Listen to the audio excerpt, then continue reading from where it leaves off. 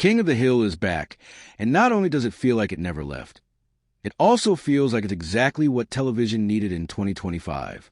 Mike Judge and Greg Daniels' revived series returns for its 14th season with sharp wit, grounded heart, and timely storytelling that brings Arlen, Texas, back into focus for a new generation, all while staying true to its roots. When the show first aired in 1997, it carved out its own distinct place in the animation landscape, far from the wacky energy of The Simpsons or the irreverent chaos of Family Guy. King of the Hill was always quieter, subtler in its humor, rooted in the mundanity and complexity of working-class American life.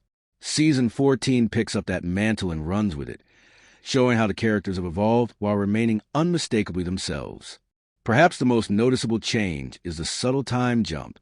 Season 14 brings the Hill family into the modern era, but not jarringly so.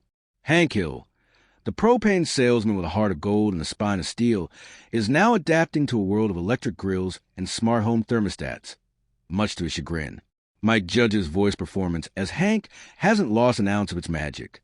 He brings the same sturdy, slow-burning charm to the character, navigating cultural shifts with a mix of confusion, pride, and the occasional unexpected moment of growth.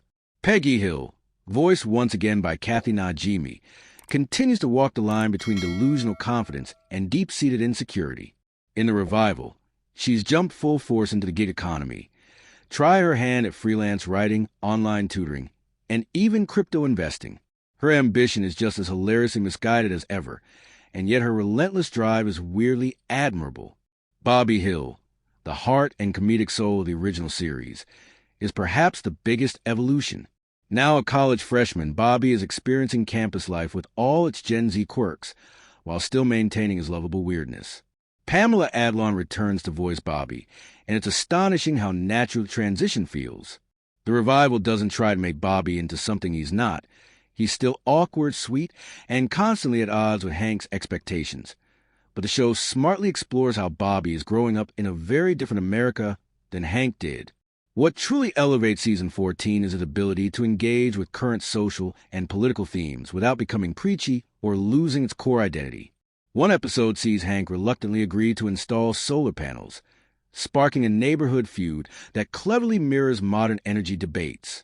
Another features Dale Gribble, conspiracy theorist extraordinaire, going viral on TikTok for his bizarre rants, only to be mistaken for a political commentator and gain a cult following. These plot lines don't feel forced. They feel like natural evolutions of characters who've simply kept living their lives in a changing world. The supporting cast also gets their moments to shine. Boomhauer is now a part-time Uber driver with an audiobook side hustle. Bill is trying to find love on dating apps, with tragicomic results. And Luann, whose absence is respectfully handled following the death of Brittany Murphy, is lovingly referenced, with her daughter stepping into a minor supporting role that honors her legacy without exploiting it. The animation has been gently modernized, but it never loses its original charm. Backgrounds are more detailed, character expressions a bit more fluid, but there's no drastic redesign or flashy overhaul. This isn't a reboot. It's a revival done with care and reverence. The colors are warmer. The town of Arlen feels lived in, and the show's pacing remains refreshingly deliberate, never chasing after viral moments or shallow spectacle. One standout episode features Hank volunteering at a high school job fair, only to be bewildered by students aspiring to be influencers and app developers. It's a moment that could easily fall into lazy, old man yells at cloud territory, but instead, the script finds empathy and common ground. By the end of the episode, Hank isn't fully converted, but he gains a better understanding of the world his son, and the next generation, is navigating.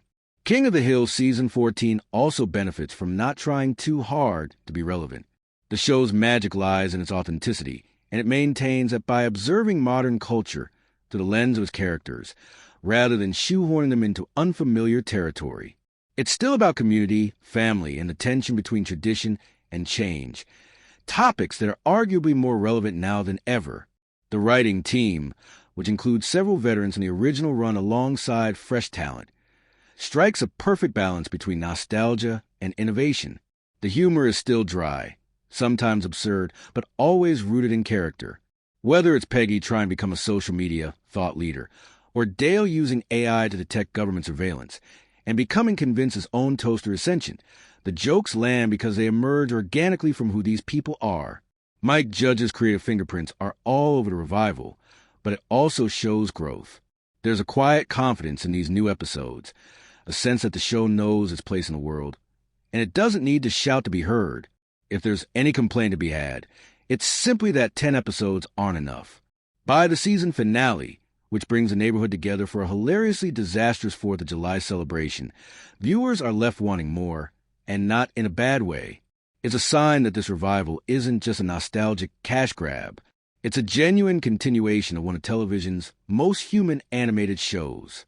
In a media landscape full of reboots, spin-off, and revivals, King of the Hill Season 14 stands out by doing what's always done best, telling small stories about ordinary people with extraordinary depth. It's modern, relevant, and yes, still just as funny. Arlen, Texas may have changed a little, but thankfully, the heart of the show hasn't changed at all.